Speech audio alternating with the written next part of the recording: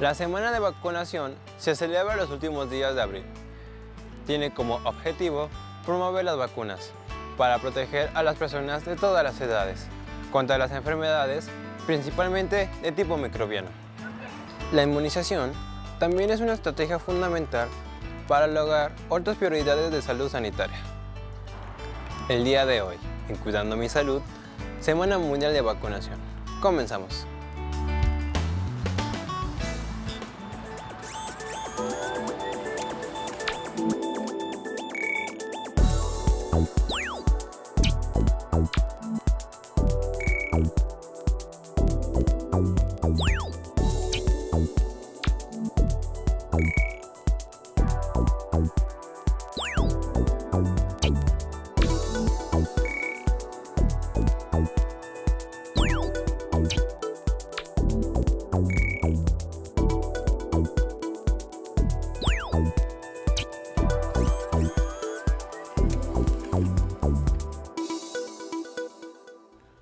¿Qué tal? ¿Cómo están? Gracias por acompañarnos en un programa más de Cuidando mi Salud en este miércoles 14 de abril del año 2021. Yo soy Jorge Eric Valencia García. Como siempre, agradeciendo el favor de su atención a este programa que estamos transmitiendo desde el campus central de la Universidad Autónoma de Aguascalientes a través del canal 26.2 de Televisión Digital Terrestre y también en nuestras redes sociales, en Facebook Live, también estamos transmitiendo este programa.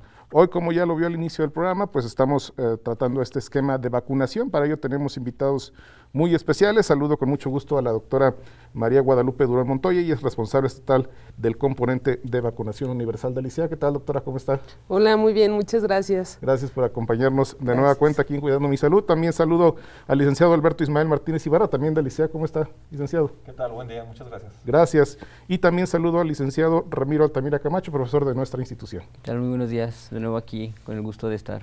Muchas gracias. Y bueno, al inicio del programa siempre nuestros invitados nos platican un poco de lo que están haciendo para que el público los conozca. Doctora, si gusta comenzar, por favor. Bueno, actualmente soy la responsable estatal del programa de vacunación y ahorita estamos en apoyo en lo que es la aplicación de la vacuna contra COVID-19. Junto con la Sedena y junto con la Secretaría de Bienestar. Pero bueno, la realidad es que eso es lo que estamos aplicando ahorita, conforme a la estrategia nacional, pero de cualquier modo llevamos a cabo la vacunación de nuestro programa de vacunación permanente, es decir, a todos los niños que están haciendo, que van cumpliendo 2 meses, 4 meses, 6 meses, 1 año, pues seguimos, ¿no? O sea, continuamos aplicándoles la vacuna que les corresponde de acuerdo a su grupo de edad y pues esperemos que esta entrevista o esto que les ayude a entender un poquito que no debemos de descuidar las otras cosas que tenemos. Claro que sí, gracias, doctora. El licenciado Alberto, por favor. ¿Qué tal? Sí, yo soy colaborador de la doctora Lupita en el programa de vacunación universal.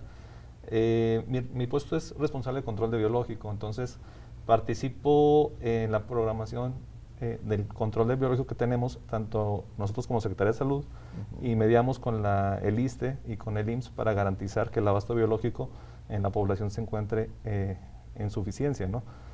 Siempre y cuando dependa de nosotros. Obviamente dependemos de los factores externos, como son los laboratorios, pero gracias a esa relación que tenemos con el IMSS y con el ISSSTE, pues podemos garantizar un abasto adecuado en el Estado. Perfecto. Licenciado Ramiro. Claro, actualmente, bueno, soy el profesor aquí, trabajo en la Universidad Autónoma. Parte de las actividades que desarrollamos dentro de los programas académicos es acompañar a los jóvenes a un campo de práctica comunitaria, en donde pues aquí abordamos la importancia y la trascendencia que tiene el abordaje de la inmunización en la población. Indistintamente de la edad, lo que hacemos es, desde inicios del semestre, desde inicios de su carrera, primeros semestres, hablarles de la importancia que tiene la promoción y la prevención en el primer nivel, que es básicamente el enfoque que tiene pues todo el programa o el sistema de inmunización en las personas. Buscamos también, pues a través de las prácticas comunitarias, promover en los mismos estudiantes sus propios hábitos higiénicos saludables respecto a su propia vacunación, pues buscando concientizar también sobre ellos, ¿no? Para que ellos también puedan promover esa concientización a la población. Muy bien, licenciado, muchas gracias. Y bueno, tenemos un sondeo con la comunidad universitaria sobre esto de las vacunas. ¿Qué son las vacunas? Ok, bueno, las vacunas es un medio de prevención para cierto tipo de enfermedades. Nos ayudan para que el ser humano, desde que somos recién nacidos, nos ayuden con diversas enfermedades que no podemos adquirir o tratar con medicamentos. Las vacunas son preparados biológicos que se elaboran en laboratorios especializados y traen al microorganismo que produce las enfermedades. Las vacunas es una inyección que se pone en el brazo, donde entra el líquido para adentro. Eso es la vacuna. Y contra un virus de gripa o de otro son vacunas. Las vacunas son unas sustancias químicas que se elaboran a partir de anticuerpos, más bien para formar anticuerpos para combatir las enfermedades, debido a que nuestro organismo como tal no puede combatir todo tipo de enfermedades. Entonces se generan este tipo de sustancias que normalmente se les conoce como inmunizaciones para que el cuerpo pueda generar ese tipo de anticuerpos y luchar contra la enfermedad. ¿Crees que las vacunas son eficaces para prevenir enfermedades? ¿Por qué? Sí, las considero que son buenas para prevenir enfermedades, ya que ellas nos cuidan de diversas enfermedades que, como les comentaba, no hay ciertas curas con diferentes medicamentos y el cuerpo humano no nos puede proteger de ellas. Sí, porque es una pequeña dosis del antígeno, o sea, del microorganismo que causa la enfermedad, estimula una respuesta inmune en el organismo y aparte es una infección controlada, por eso son buenas. Porque pues con tiempo se hacen y ya cuando llega la enfermedad ya la vacuna la ataca y ya no hay nada. Sí son eficaces. Normalmente ahorita vivimos en una sociedad que hay muchas mamás antivacunas, pero realmente lo que ellas no saben es que hay una serie de estudios de años que estudian las vacunas para ver los efectos. Entonces yo digo que sí son muy eficaces porque se ha demostrado que niños que no reciben una simple vacuna de la gripe o una enfermedad muy básica, mueren por esa enfermedad tan básica que era con una simple inyección previa poder evitarla. ¿Consideras que es mejor la inmunidad natural que la inmunidad adquirida por las vacunas? ¿Por qué? No, porque con los avances que tenemos hoy en tecnología, considero que las vacunas es un medio que nos ayuda para evitar cierto tipo de enfermedades. Es diferente porque la inmunidad natural te la proporciona tu madre o tus características propias de la especie o de la raza. Y entonces esa protección la tienes solamente un tiempo. La inmunidad adquirida es la mejor para que en un momento dado, al momento que tengas una enfermedad o que te apliquen una vacuna, adquieras la inmunidad y las características propias del microorganismo que te causó la enfermedad, se generan células de memoria y esas células de memoria son las que te van a proteger en un momento dado si llegas a tener otra infección. No, es mejor la vacuna que la inmunidad, ¿verdad? Porque es más rápida, más efectiva, porque va dentro de la carne. Bueno, ahí yo más bien pensaría que lo ideal sería una combinación. Por ejemplo, cuando el bebé nace, la lactancia se le recomienda, se le exige o se le da indicación por 6 meses, debido a que durante estos 6 primeros meses de vida la mamá puede transferir los anticuerpos para que el niño pueda combatir. Pero a partir de esos 6 meses, obviamente es un régimen de empezar sus vacunas y todo en orden. Entonces, yo diría más bien que sería una combinación de las dos, no solamente dejar una. Pues muy interesantes todas estas respuestas que nos dieron algunos universitarios que se les preguntó sobre este tema. Y bueno, doctora Guadalupe Durón, pues sí nos puede decir, ¿no?, qué son las vacunas y pues cómo funciona nuestro organismo. Muy bien.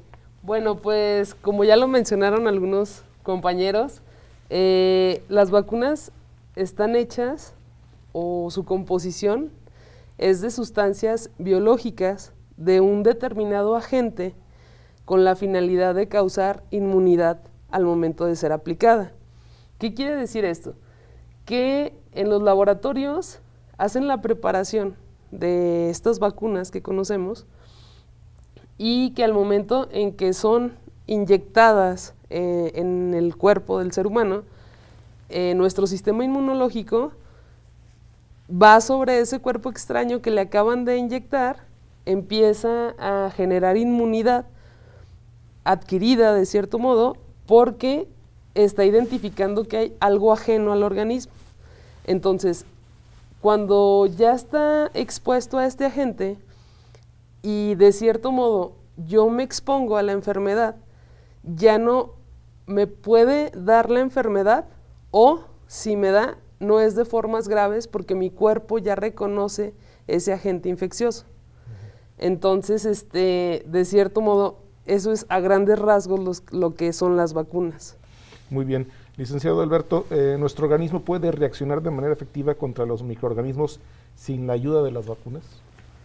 Nuestro organismo tiene la capacidad de adaptarse y de reaccionar a muchos microorganismos que hay en el ambiente. La situación es que hay tantos microorganismos en el ambiente que no a todos ellos puede reaccionar. Entonces requerimos de una ayuda, que es la vacuna, para poder reaccionar a estos. Sobre todo porque son enfermedades graves, enfermedades que se transmiten fácilmente y que han causado estragos en el mundo a lo largo de la historia. Por eso esas enfermedades han sido las que se han atacado. ¿Por qué? Porque han causado muchas muertes en la historia de la humanidad, ¿no?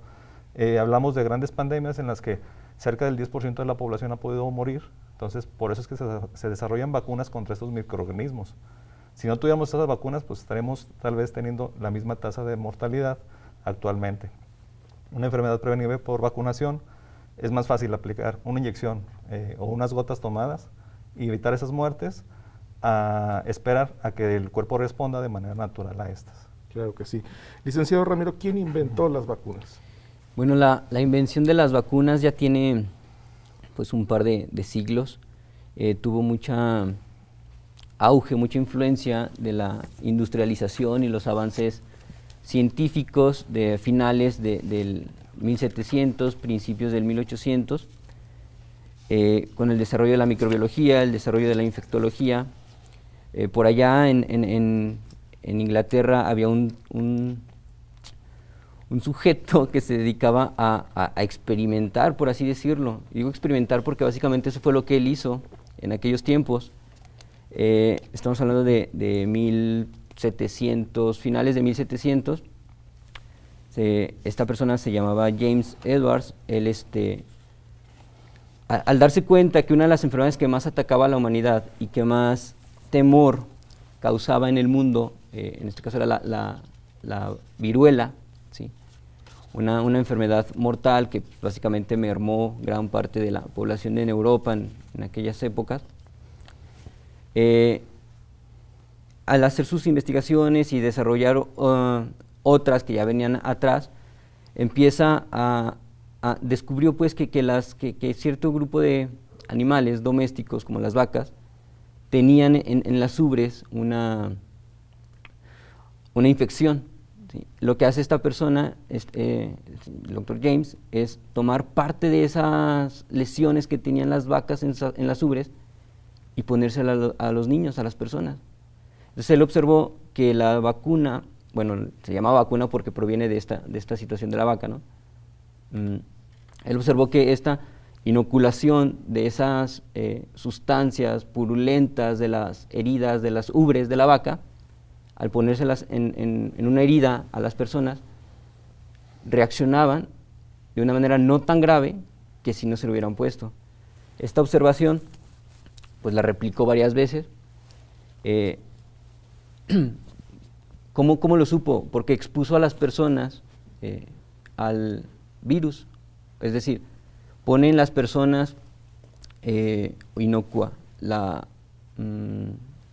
sustancia purulenta de la vaca, se la pone a la persona, al niño, o en términos más correctos, al huésped, y después lo expone al virus, ¿sí? Y se da cuenta que la reacción se infecta, pero no es igual. Estamos hablando que esta enfermedad, todo el mundo, o la mayoría de las personas, conocemos la varicela, y a veces tendemos a confundir la varicela con la viruela. La diferencia entre estas dos es que la viruela eran las ampollitas que luego vemos por ahí, 5 o 6 veces más grandes, tamaños enormes, y esto hacía que el cuerpo reaccionara de manera inflamatoria, se activaban ciertos procesos inflamatorios y mataban a la persona. algo que no ocurre con la varicela, y menos cuando se está vacunado, ¿no? Entonces, cuando el niño se expone, en este caso el agente que en aquel tiempo Edward James inoculó con esta sustancia, sí se infecta, pero no reacciona igual y no se muere.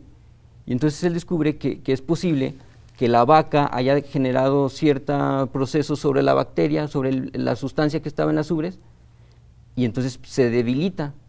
Y entonces lo que empezaron a hacer a lo largo de casi 200 años para desarrollar nuevas vacunas, ¿no?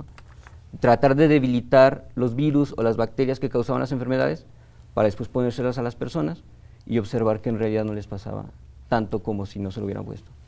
Muy bien. Nosotros tenemos que hacer una pequeña pausa, pero vamos a continuar platicando sobre esto de las vacunas. No se vayan.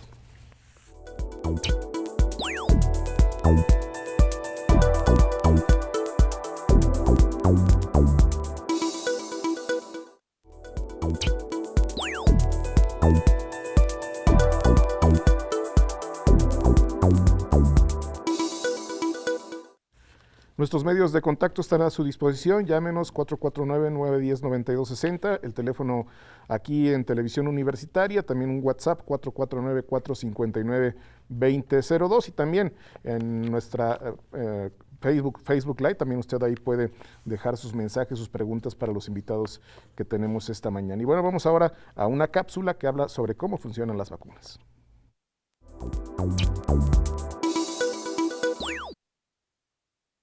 Cuando un patógeno, como un virus o una bacteria, entra en el cuerpo, se multiplica y ataca las células. Esto se conoce como una infección. Al reconocer este microbio como un cuerpo extraño, el sistema inmunológico despliega dos mecanismos de defensa, utilizando varios tipos de glóbulos blancos. En primer lugar está la respuesta inmune innata. Los macrófagos son células que se tragan a los intrusos para destruirlos. Los fagocitos capturan y eliminan toxinas. Esta reacción local rápida puede detener o disminuir la infección. Pero eso no siempre es suficiente, y es ahí donde intervienen los linfocitos, células defensoras que pueden identificar al invasor por su molécula característica, el antígeno. Cada linfocito se adapta para atacar un virus o bacteria en particular. Tan pronto como se identifica el antígeno, el linfocito se multiplica. Los linfocitos B tienen la capacidad de producir un gran número de anticuerpos. Circulando por el organismo, los anticuerpos atrapan y neutralizan estos antígenos, permitiendo que los macrófagos los eliminen. Los linfocitos T identifican y destruyen células infectadas, pero en un primer contacto con un antígeno, la reacción inmune es lenta, tardando varios días y dando tiempo a los gérmenes de desencadenar una enfermedad. Afortunadamente, el cuerpo recuerda a sus enemigos. Luego de una infección, la memoria de los anticuerpos y los linfocitos se mantiene. Por lo tanto, reaccionan si el mismo patógeno reaparece. Así, la reacción inmune es mucho más rápida y el cuerpo elimina al atacante antes de que la enfermedad se desarrolle. Las vacunas aprovechan la memoria del sistema inmunológico. Al simular una infección, las vacunas entrenan al sistema inmunológico y le permiten desarrollar armas para combatir. Esto se hace introduciendo un germen que está muerto o inactivo o simplemente un fragmento del germen en el cuerpo. La vacuna desencadena una reacción inmune sin causar la enfermedad. El organismo produce linfocitos que memorizan al invasor y anticuerpos en preparación para cualquier ataque futuro. El poder de estos anticuerpos y linfocitos tiende a disminuir con el tiempo, por eso algunas veces son necesarias las vacunas de refuerzo.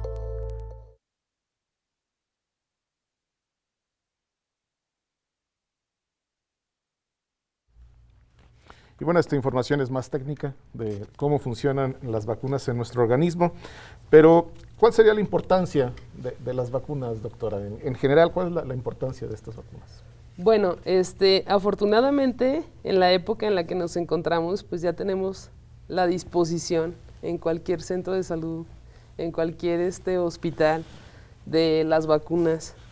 La importancia de esto es que por medio de la aplicación se puedan prevenir o controlar las enfermedades pandémicas o enfermedades muy graves que pueden desencadenar muerte tanto en niños, que son las personas más vulnerables que tenemos, adultos mayores o personas embarazadas, por ejemplo.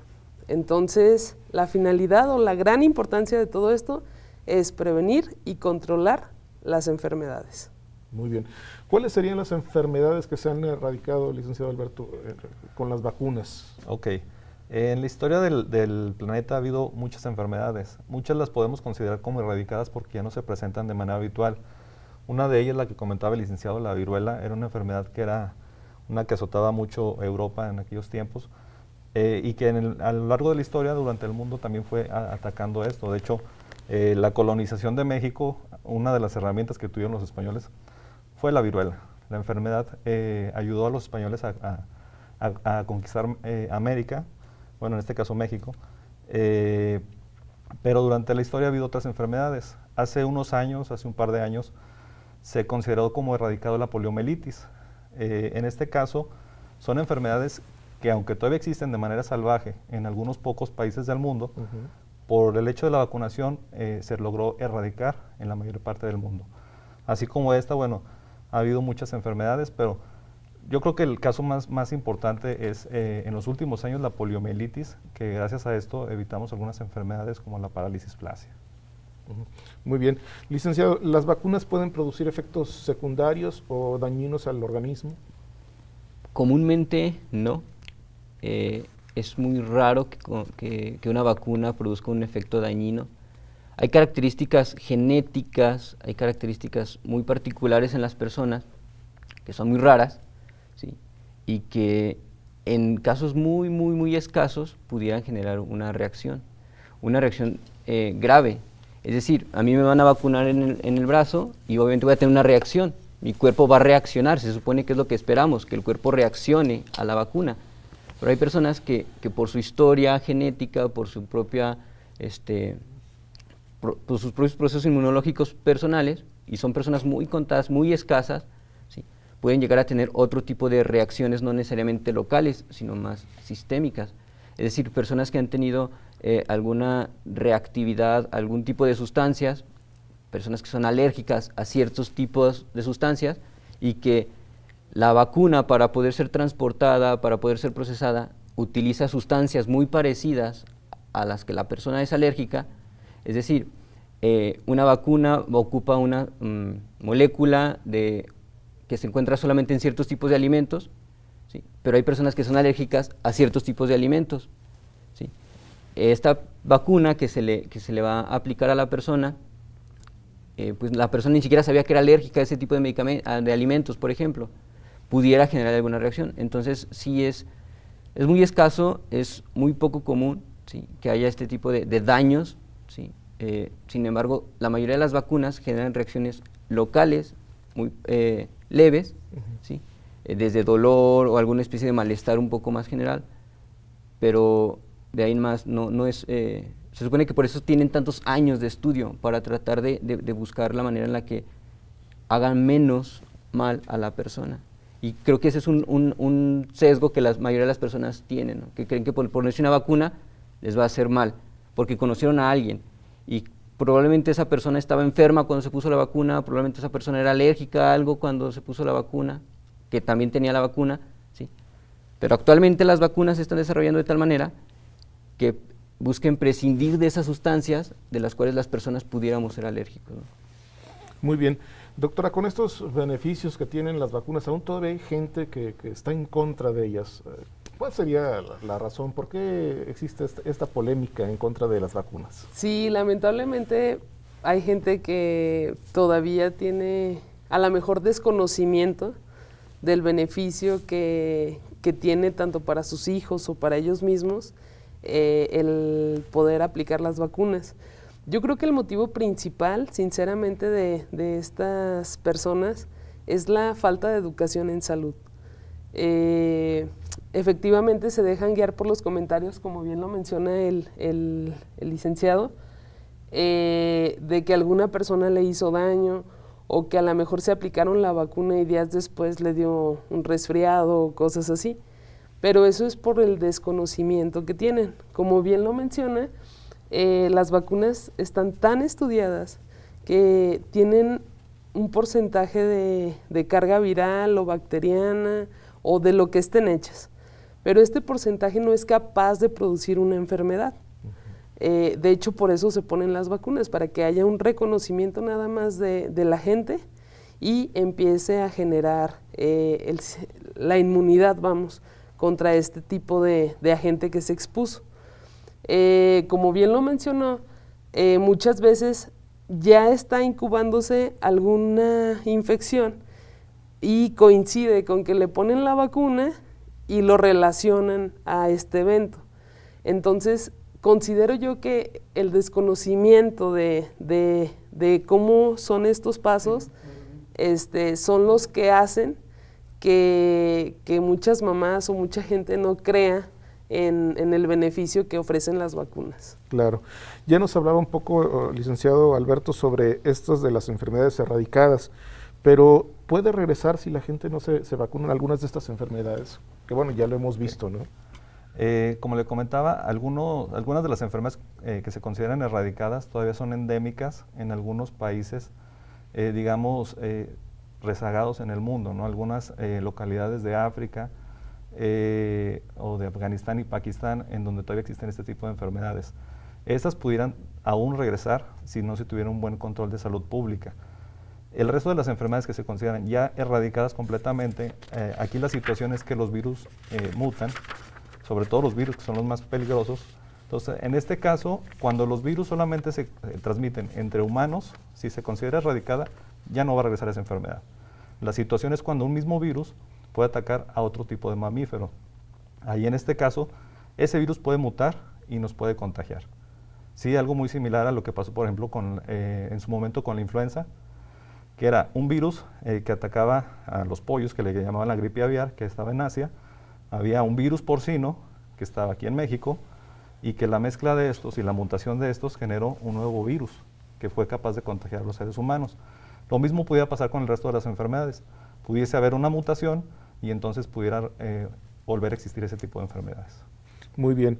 ¿En qué momento, licenciado Ramiro, se pueden y se deben aplicar las vacunas? Claro, aquí lo ideal es estar conscientes primero de la vulnerabilidad que tiene el ser humano respecto a los fenómenos de la naturaleza, ¿sí? Microorganismos que nos afectan, y en qué momento pues de nuestra vida somos más vulnerables, ¿sí? ¿Y de qué depende esa vulnerabilidad? Bueno, entonces, si ya tenemos la conciencia de lo vulnerables que somos, nos damos cuenta de que las personas vulnerables son los extremos de la vida, los niños, los bebés, los recién nacidos y las personas adultas mayores. Pero también hay un punto medio de vulnerabilidad que es considerado pues también un foco objetivo para vacunar, ¿no? Que son las mujeres embarazadas. Porque también se sabe que si una mujer embarazada se infecta o desarrolla una infección que pudo haber sido prevenida con una vacuna, pues el niño puede tener consecuencias, ¿no? De esto. Entonces, a quienes se vacunan, pues se vacunan a las personas que están más vulnerables o que están más expuestas a contraer la enfermedad, dependiendo de las circunstancias. Por ejemplo, hay vacunas que nos tenemos que poner para viajar al extranjero, porque en ese momento nosotros nos convertimos en personas vulnerables para los organismos que se encuentran allá, ¿sí? Pero en una línea o en una cronología nos damos cuenta que esta vulnerabilidad pues está en los extremos de la vida, ¿no? Y es cuando buscamos concientizar a la población de que las personas adultas mayores y los niños son quienes deben de ser vacunados, porque su inmunidad no es suficiente aún para soportar la infección de una enfermedad. Perfecto. Sobre el esquema de vacunación, ahorita después del corte nos platica, doctora. Claro que sí. Vamos al corte y regresamos.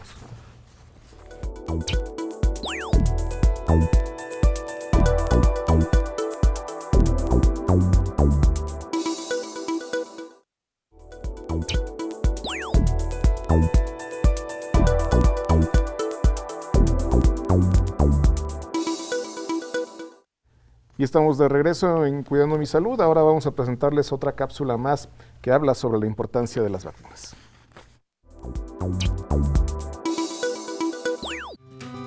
La vacunación evita anualmente alrededor de 3 millones de muertes en el mundo, ya que es la intervención en salud más costo efectiva para prevenir enfermedades y evitar el resurgimiento de las ya erradicadas. Un buen programa de inmunizaciones es la mejor forma de proteger a niños y adultos de la muerte o de padecer discapacidades derivadas de enfermedades transmisibles. En México, la vacunación es un derecho pero también una obligación, dado que la inmunización protege no solo a quien la recibe, sino a quienes están a su alrededor. Nuestro país fue pionero y durante muchas décadas, líder en América y el mundo por haber conseguido los más amplios y completos niveles de inmunización en la población. Sin embargo, en años recientes se han evidenciado deficiencias en la vacunación, reflejándose en muertes por enfermedades prevenibles y por el resurgimiento de padecimientos que se consideraban abatidos en nuestro país.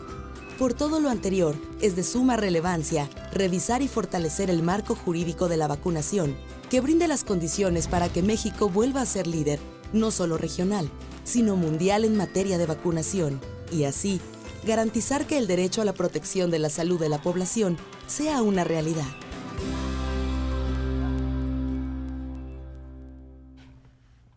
Muy bien, doctora Durán, pues ya nos platicábamos sobre este esquema nacional de vacunación. ¿Qué es y cuándo se estableció?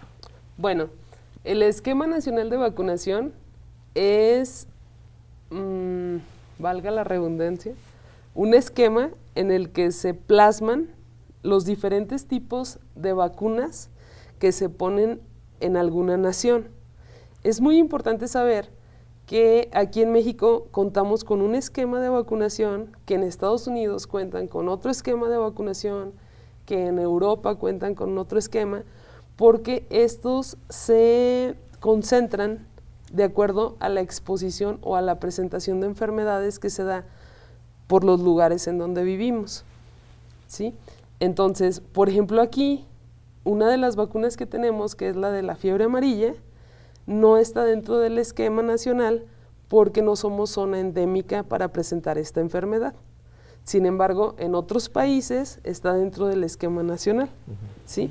Entonces, aquí en México, el esquema nacional se inicia o se lleva a cabo por primera vez en 1973, ¿verdad?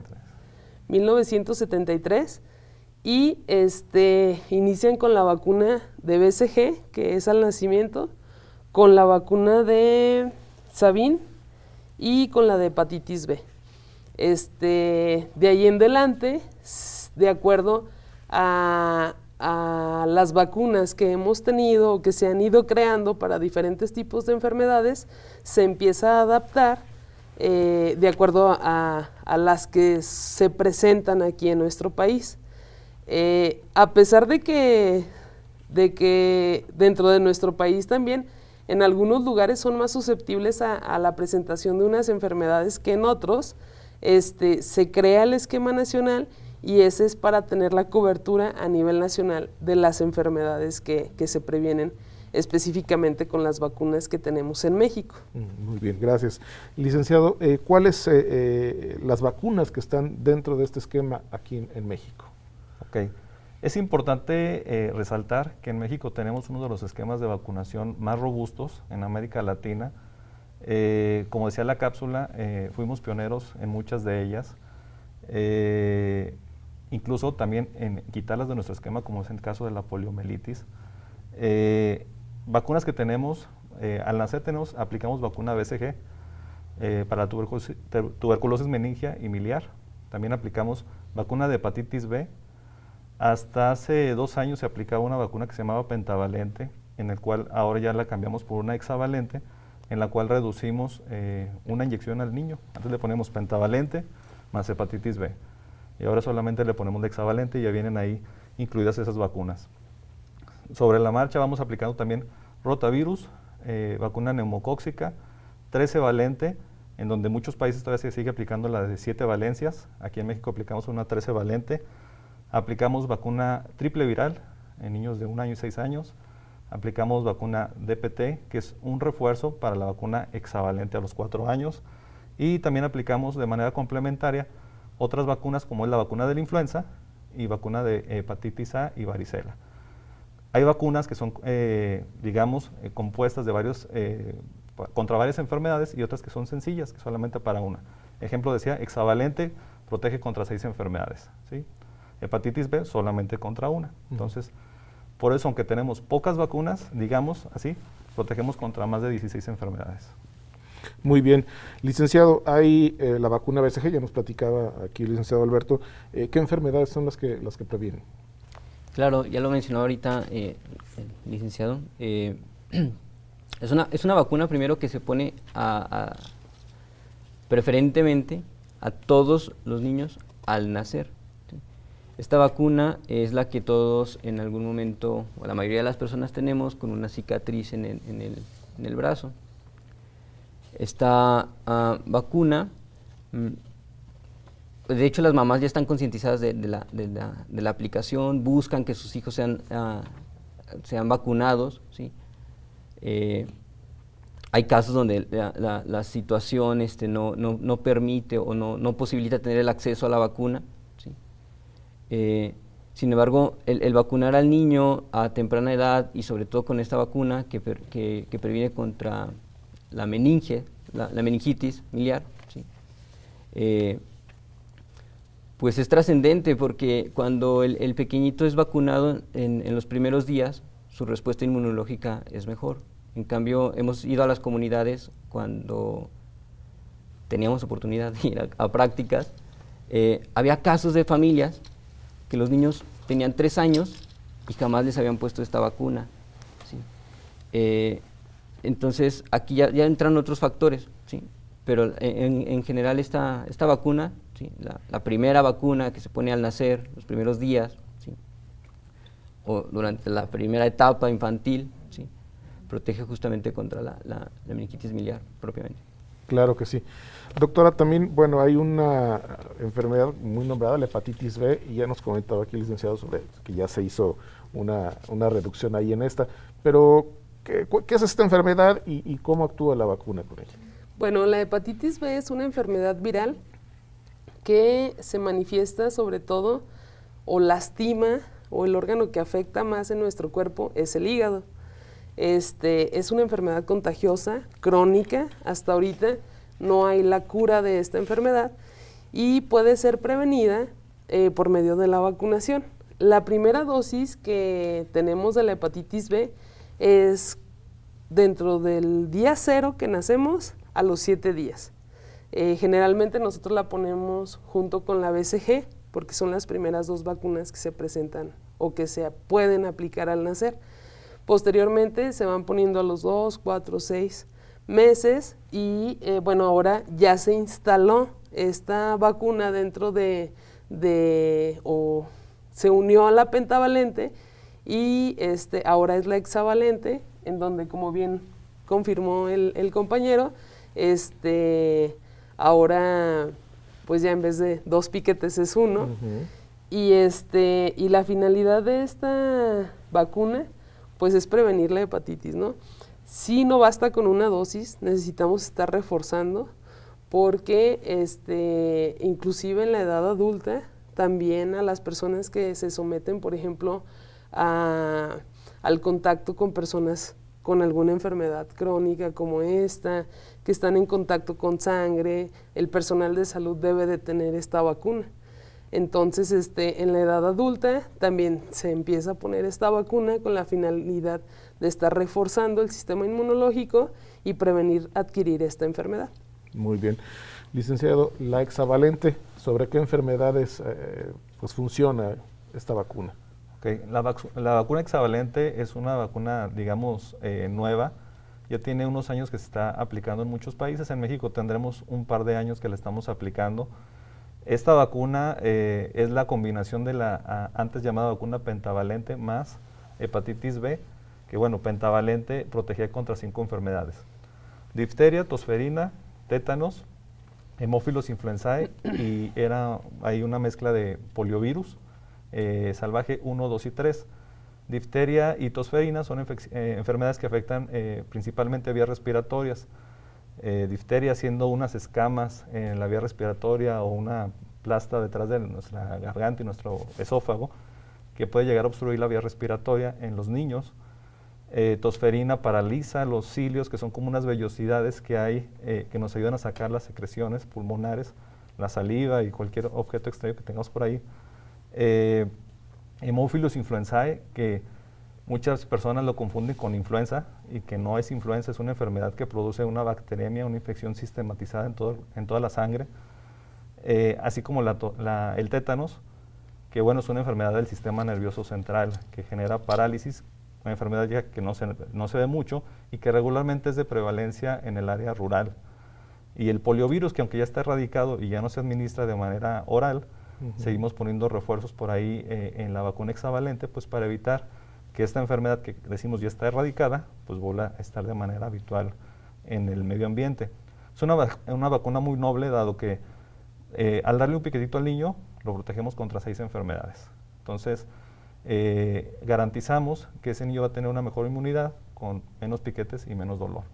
Para las mamás es algo maravilloso, porque lo que menos quieren es que les lastimemos a sus bebés, a sus tesoros. Entonces, de esa manera hacemos más apego a la inmunización, porque hacemos que las mamás no se sientan que estamos agrediendo tanto a su bebé. ¿A qué edad se aplica esta? Esta vacuna se aplica a los 2, a los 4 y a los 6 meses, y se aplica un refuerzo a los 18 meses. A los 18 meses, muy bien. Bueno, ahora con el rotavirus, ¿qué enfermedades produce este rotavirus y cuál es la vacuna que funciona para él? Bien, la enfermedad del rotavirus es una enfermedad producida propiamente en el... también quiero hacer como esta aclaración, no creemos que cuando hablamos de un virus propiamente son enfermedades respiratorias, ¿sí? Pero no necesariamente. En este caso el rotavirus también produce enfermedades gastrointestinales, ¿sí? Comúnmente ataca en determinadas épocas del año, ¿sí? Está ya muy identificado. Esta enfermedad es la causante de enfermedades diarreicas en el niño, enfermedades que van a desencadenar procesos de deshidratación y que finalmente, lamentablemente, pues son causa de muerte infantil, ¿sí? Las enfermedades diarreicas agudas, que a su vez producen una deshidratación severa, y el niño muere. Bueno, se identificó que estas enfermedades diarreicas eran propiamente causadas por este agente patógeno, ¿sí? Por ahí ya se conoce el proceso, cómo es que actúa, cómo lesiona la mucosa del intestino para producir la diarrea. Entonces se ha optado, me voy a remitir a lo que decía hace rato, identificamos ya una vulnerabilidad en una época, en determinada edad, y entonces es cuando identificaron que era necesario vacunar al niño, ¿sí? En determinados momentos, determinadas fechas, ¿sí? Para evitar esta infección. ¿Cuándo se vacuna? Bueno, comúnmente se vacuna entre la semana 6 y la semana 12 de edad, ¿sí? O sea, cuando el niño tiene 6 semanas de vida, 12 semanas de vida, y hasta los 8 meses se le puede volver a poner la última dosis de esta vacuna. Muy bien, muchas gracias. Nosotros vamos a hacer una última pausa, pero lo invitamos a que se quede con nosotros en Cuidando mi Salud.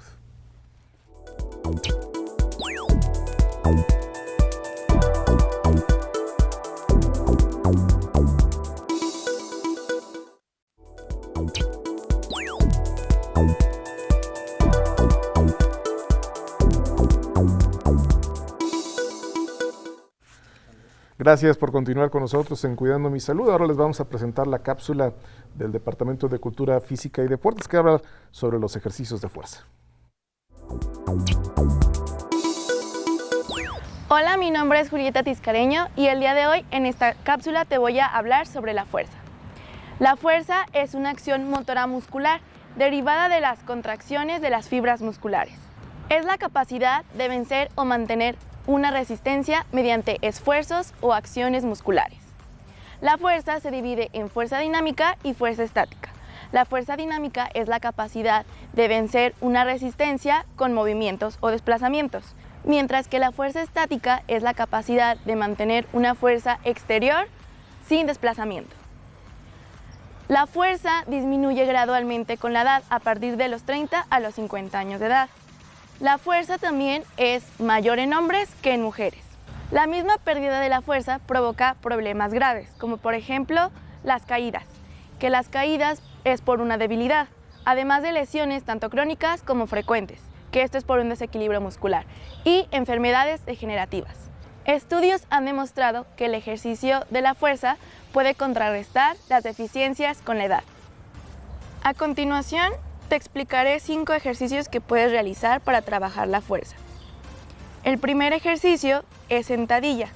Vas a colocar tus brazos en tu pecho y vas a realizar la sentadilla. De esta vas a realizar 14 sentadillas. En la última sentadilla te vas a mantener de forma isométrica de 5 a 10 segundos. El segundo ejercicio es plancha dinámica. En este ejercicio trabajas tanto tren superior como abdomen. La idea es que toques tu hombro contrario con tu brazo contrario. De esta vas a realizar 16, pero en la última vas a levantar el brazo hacia el frente, manteniendo 5 segundos de un lado y 5 segundos del otro. El tercer ejercicio es giro ruso. Vas a elevar tus piernas, puedes estirarlas o flexionarlas, dependiendo de cómo sea, y vas a rotar hacia un lado y hacia el otro. Vas a realizar 15 giros. En el último giro te quedas estirado, de 5 a 10 segundos. La idea es que en total sean 16 repeticiones junto con el último ejercicio. Cuarto ejercicio, puente glúteo. Vas a acostarte y vas a tratar de elevar la pelvis, tratando de que eleves desde la espalda hasta el glúteo. Cuando estés arriba, aprieta glúteo. Vas a realizar 14 repeticiones. En la última, en la 15 repetición, vas a quedar arriba durante 5 o 10 segundos. Último ejercicio. Media lagartija. Vas a cruzar tus piernas o las vas a doblar y vas a realizar flexiones, tratando de tocar tu pecho al suelo.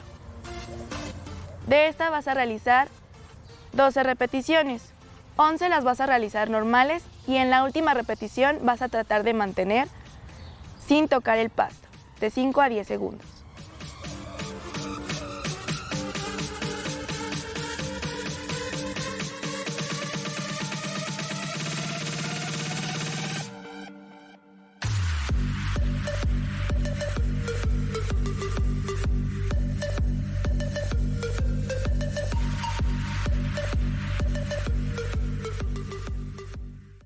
Agradecemos al Departamento de Cultura Física y Deportes por estas cápsulas que nos están proporcionando. Y bueno, vamos a continuar con esto de las vacunas. Precisamente ahorita estamos en una estrategia nacional para el control del coronavirus.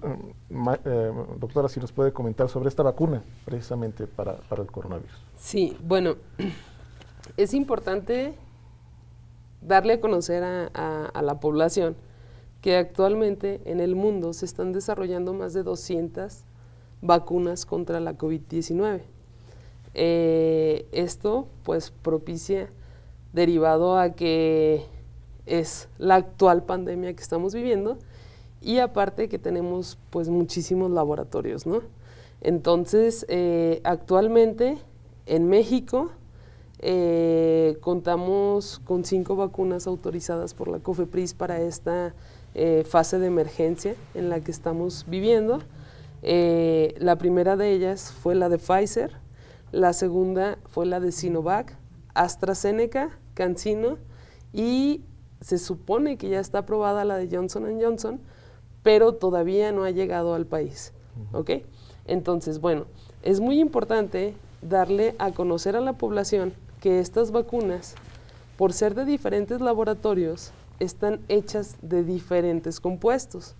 Por ejemplo, Pfizer utiliza una proteína que es el RNA del virus del COVID y de cierto modo se clona para poder producir la vacuna y se introduce en la persona a quien se está inoculando.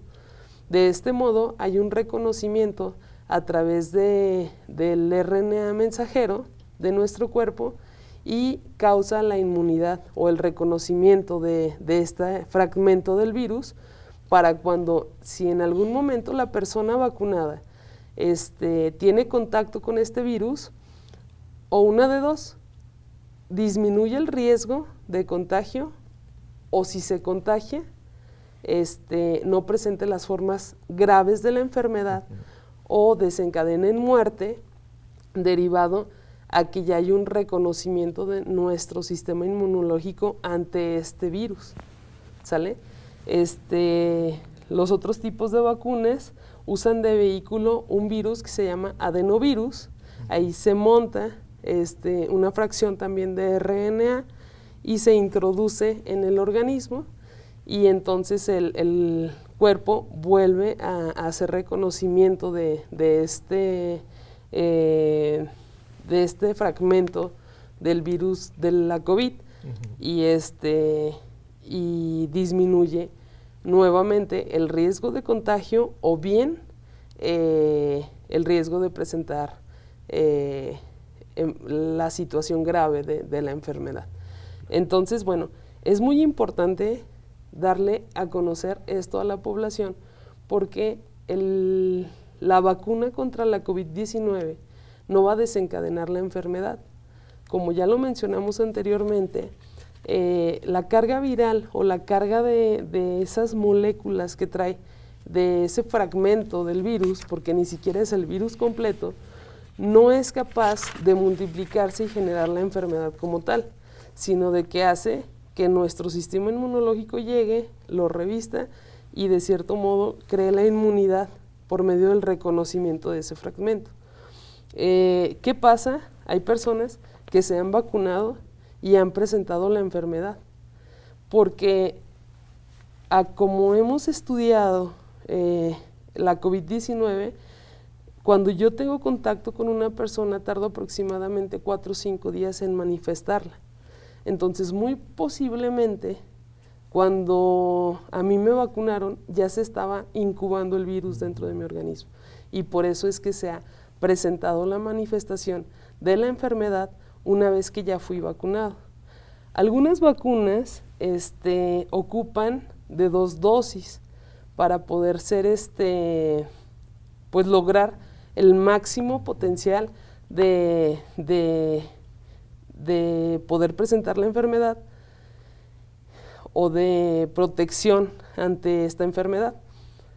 Sí es bien importante también darle a conocer a la población que si yo, por ejemplo, me puse la vacuna de AstraZeneca, tengo que completar mi segunda dosis o completar mi esquema con la vacuna de AstraZeneca. Si yo inicié mi primera dosis con Pfizer, tengo que terminar o aplicarme la segunda dosis con Pfizer. Si a mí me pusieron Sinovac, igual tengo que esperar a que me toque Sinovac. La estrategia que se lleva a nivel estatal es que se inició vacunando cada uno de los municipios. La vacuna va a llegar, las segundas dosis, a esos municipios en donde yo me coloqué la primera dosis. Entonces, si ustedes se pueden dar cuenta, aquí a nivel estatal ya iniciamos segundas dosis en algunos municipios que a lo mejor no fueron de los primeros, pero es por el tipo de vacuna que se está utilizando, porque el periodo entre una dosis y la segunda dosis es más corto que a lo mejor con los que empezamos al principio, como es AstraZeneca, por ejemplo. ¿Qué pasa si yo me pongo la primera dosis de una vacuna y la segunda dosis de otra vacuna? No sabemos.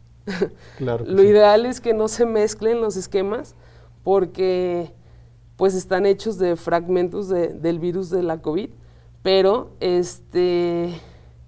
la realidad es que hasta ahorita no sabemos qué pueda pasar. Lo que se recomienda es que no se haga esto, que si yo me puse una de esa misma vacuna que me coloqué, termine mi esquema. ¿Sale? Muy bien. Lamentablemente el tiempo ya se nos acabó de este programa, pero yo quiero agradecer mucho a ustedes su presencia, a la doctora María Guadalupe Durón Montoya, responsable estatal de vacunación universal en el ICEA, también al licenciado Alberto Ismael Martínez Ibarra, también encargado de los biológicos ahí en el ICEA, y también al licenciado Ramiro Altamiro. Muchas gracias por habernos acompañado en este programa, y sobre todo usted que lo hizo a lo largo de esta hora. Lo esperamos la próxima semana con un programa más. Muchas gracias. Bye.